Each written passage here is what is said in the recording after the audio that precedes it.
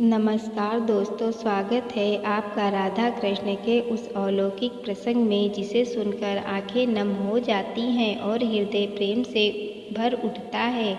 यह केवल एक कथा नहीं बल्कि त्याग, विरह और आत्मिक प्रेम की वह गाथा है जिसे संतों ने अपने आंसुओं से संजोया है।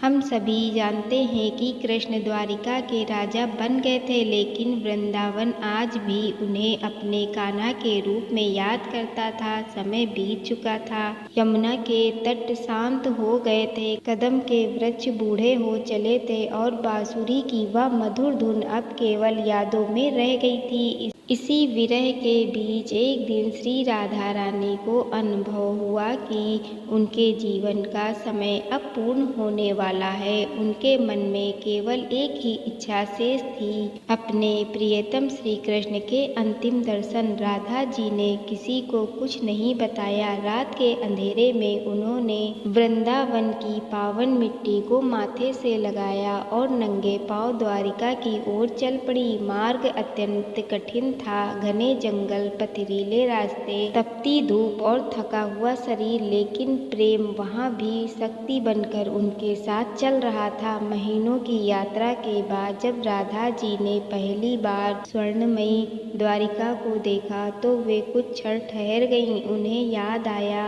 अपना वृंदावन, मिट्टी की गलियां, यमुना का तट और कान्हा की बांसुरी। यहाँ सब कुछ वैभव से भरा था, पर राधा के हृदय में तो केवल वही ग्वाला बसता था। द्वारिका पहुंचकर राधा जी ने अपनी पहचान छिपा ली। वे नहीं चाहती थी कि उनके कारण श्री कृष्ण की राजमर्यादा में कोई बाधा आए, इसीलिए उन्होंने महल में एक साधारण सेविका के रूप में रहने का निर्णय लिया। जब उनका जीवन मौन सेवा बन गया, वे प्रतिदिन महल के उपवन में फूल सजाती, कृष्ण के लिए वैजयंती माला गूंथती और दूर खड़े होकर अपने श्याम को निहारती। जब वह माला श्री कृष्ण के गले में पड़ती तो वे तुरंत समझ जाते कि यह राधा के हाथ से आई है। उस सुगंध में वृंदावन की मिट्टी और राधा का प्रेम बसा होता था। कई बार ऐसा होता कि कृष्ण राजसभा में बैठे बैठे अचानक बेचैन हो उठते, उनकी आंखें किसी को खोजने लगती। उधर राधा किसी खंभे या लता के पीछे छिपकर उन्हें देखती रहती। दोनों एक दूसरे की उपस्थिति को महसूस करते थे, पर किसी ने कुछ नहीं कहा। प्रेम अब शब्दों से परे जा चुका था। एक दिन प्रातःकाल श्री कृष्ण उपवन में आए। राधा जी चमेली की लता के पीछे खड़ी थीं। कृष्ण कुछ क्षण वहीं रुक गए। उन्होंने गहरी सांस ली, मानो उस हवा में धुली राधा की सुगंध को अपने भीतर समेट लेना चाहते हों।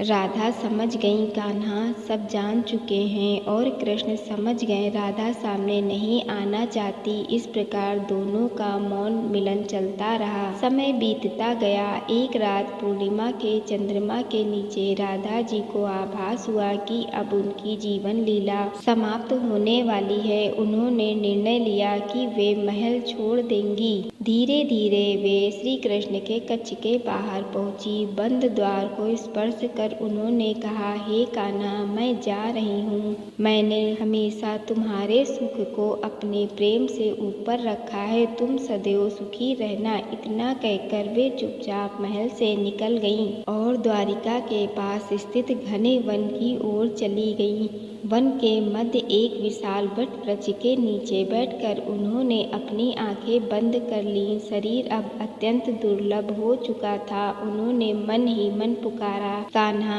अब एक बार आ जाओ। उसी क्षण द्वारिका महल में श्री कृष्ण बेचैन हो उठ बैठे। उन्हें राधा की पुकार सुनाई दे चुकी थी। वे सब कुछ छोड़ छाड़ कर नंगे पांव वन की ओर दौड़ पड़े। जब वे वहां पहुंचे तो देखा राधा जी वृक्ष के नीचे अंतिम श्वासों में उनका इंतजार कर रही थी। कृष्ण उनके चरणों में बैठ गए। उनकी आंखों से आंसू बहने लगे। राधा जी मुस्कुरा कर कहीं, कान्हा, मेरी एक अंतिम इच्छा है, क्या तुम अपनी बांसुरी बजाओगे? कृष्ण ने कांपते हाथों से बांसुरी उठाई और वर्षों बाद वही मधुर धुन छेड़ दी जो कभी वृंदावन में गूंजती थी। जैसे ही बांसुरी बजी, पूरा वन शांत हो गया, हवा रुक गई, वृक्ष झूम उठे और वातावरण प्रेम से भर गया। राधा जी ने अपनी आंखें बंद कर लीं। उनके चेहरे पर अद्भुत शांति थी। धीरे धीरे उनके शरीर से एक दिव्य ज्योति निकली और श्री कृष्ण के हृदय में समा गई। उस क्षण राधा और कृष्ण दो नहीं रहे, प्रेम अपनी पूर्णता को प्राप्त कर चुका था। बांसुरी का स्वर रुक गया था। श्री कृष्ण ने राधा के शांत चेहरे को देखा और उनकी आंखों में अश्रुधारा बह निकली। कहते हैं उसी दिन उन्होंने अपनी बांसुरी तोड़ दी, क्योंकि राधा के बिना उस संगीत का कोई अर्थ नहीं था। तभी से भक्त कहते हैं राधा और कृष्ण कभी अलग नहीं थे। राधा कृष्ण की आत्मा थी और कृष्ण राधा के प्राण। यदि यह कथा आपके हृदय को छू गई हो तो कमेंट में अवश्य लिखें। जय श्री राधे राधे।